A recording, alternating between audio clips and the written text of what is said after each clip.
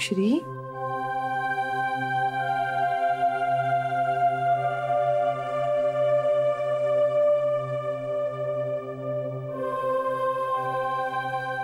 Shri,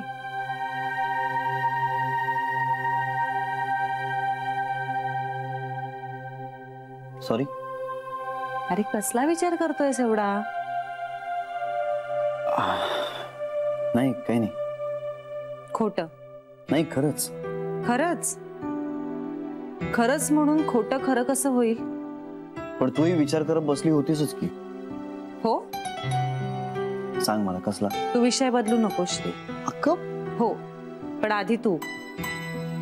ladies first. हे तुमचं बरं असतं, तुमच्या सोयीप्रमाणे वापरता. लेडीज फर्स्ट म्हणजे लेडीज फर्स्ट. बरं, मग एखादी हिंट तरी दे.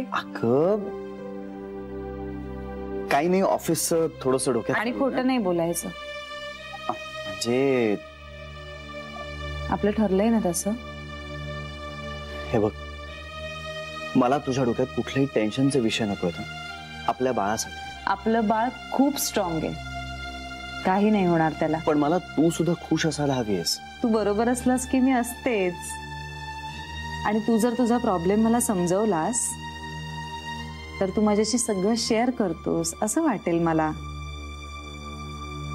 आणि बाळाला सुद्धा त्याचा बाबा आईला सगळं सांगतो हे जाणवेल ना. परवा ना एक मोबाईलवर मेसेज फिरत होता.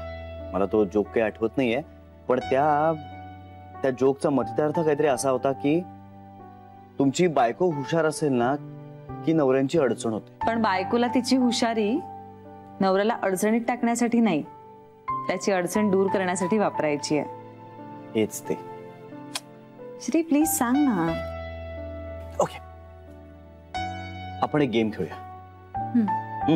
आपण एकमेकांना हिंट द्यायची आणि दुसऱ्यांनी ती ओळखायची. ती जर ओळखली तरच खरा प्रॉब्लेम काय आहे हा सांगायचा, नाहीतर नाही. चालेल?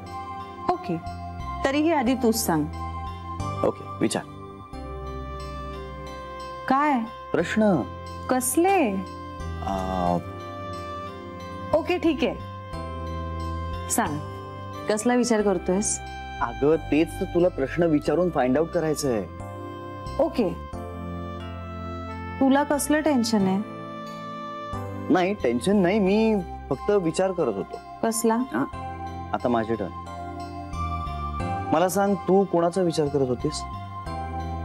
माझ्या खूप जवळच्या माणसाचा. जवळच्या कोणाचा तरी म्हणजे कोणाचा? आता माझी टर्न. Sorry, smart. विचार. तू कुठल्या जवळच्या माणसाचा विचार करत होतास? मी नाव नाही सांगू शकत. का? आता माझी टर्न. तू कोणाचा विचार करत होतीस? मी पण नाही नाव सांगू शकत. इनिशियल तर सांग. बी.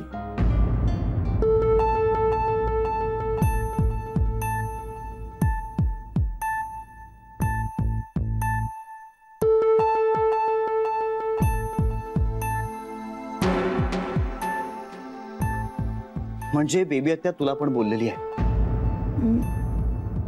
आता माझा टर्न. तुला पण म्हणजे?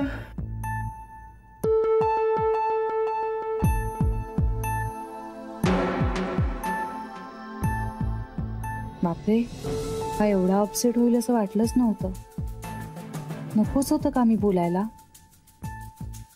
बी म्हणजे त्याला लगेच हिंट मिळाली. त्याचं टेन्शन समजून घ्यायचं होतं मला, पण मी वाढवून ठेवलं टेन्शन त्याचं.